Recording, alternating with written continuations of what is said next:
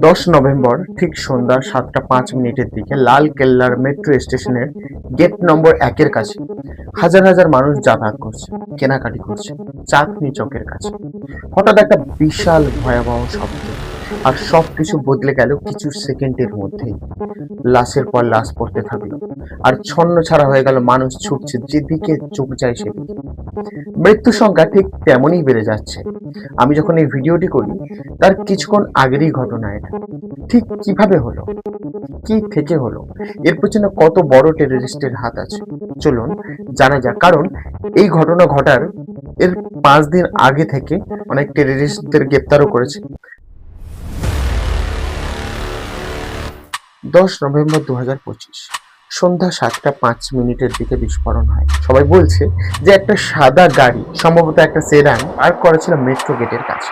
হঠাৎ একটা বিরাট শব্দ এবং গাড়িটা বিস্ফোরিত হয়ে যায়। বিস্ফোরণের জোরে আশেপাশের গাড়িগুলোতে আগুন লেগে যায় এবং কিছু গাড়ির জানলা ভেঙে যায়, মানে অনেকগুলো গাড়ি। সে ভিডিওগুলো আমি একটু পরে দেখাচ্ছি। পুলিশের প্রাথমিক রিপোর্ট অনুসারে এটি একটি এমন হাই ইন্টেন্সিটি বিস্ফোরণ যা সম্ভবত বোমা দিয়ে ঘটানো হয়েছে, কোনো গ্যাস সিলিন্ডার বা দুর্ঘটনা নয়। কারণ বিস্ফোরণের ধরন দেখে মনে হচ্ছে এটি পরিকল্পিত।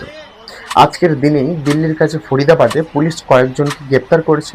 তারা জইসি মোহাম্মদের সাথে যুক্ত বলে সন্দেহ, এবং তাদের কাছ থেকে 2900 কেজি RDX এবং AK-47 এবং টাইমার এবং অন্যান্য অনেক অস্ত্র উদ্ধার করেছে।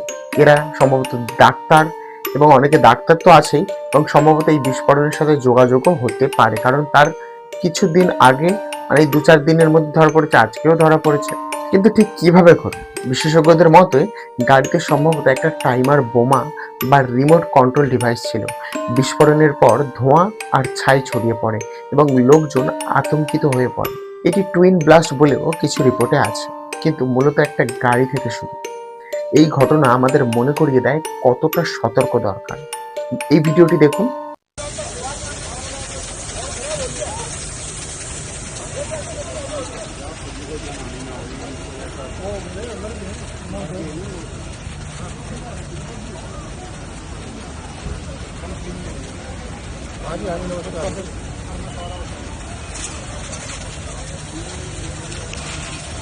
या मुझे डर अपने भाई का हो गया, यहाँ पे मेरा भाई यही तो खड़ा होना है।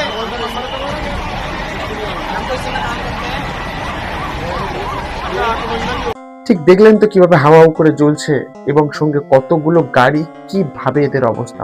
মানে একটা বোমা গাড়ি থেকে ফেটে চারিদিকে ছড়িয়ে পড়েছে। এই ঘটনার একটা নির্দিষ্ট তো কোনো এখন রিপোর্ট বাড়ায়নি, কিন্তু ভাববার বিষয়, এখন বিহারে ভোট চলছে।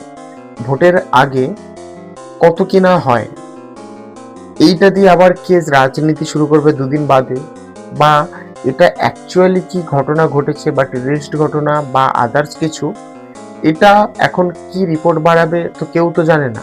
কারণ এখনো মৃতের সংখ্যা হাওয়াও করে বাড়ছে। যতক্ষণ আমরা ভিডিওটা বানাচ্ছি তার আগে থেকে কন্টিনিউ বেড়ে যাচ্ছে। একটু আগে শুনছিলাম 11 জনের মতন হয়ে গিয়েছে, মানে ভিডিওটি চলাকালীন, আমাদের শুট করাকালীনও 8 জন থেকে 11 জন হয়ে গিয়েছে। তো কত সংখ্যা নির্দিষ্ট হবে, আর আহত তো প্রায় 30 জনের কাছাকাছি আছে, তো আরো বেড়ে যাচ্ছে। তো কত মানুষ এক্স্যাক্ট হয়তো আজকের দিনটা হয়তো কমপ্লিট হলে স্বাভাবিকভাবে বোঝা যাবে।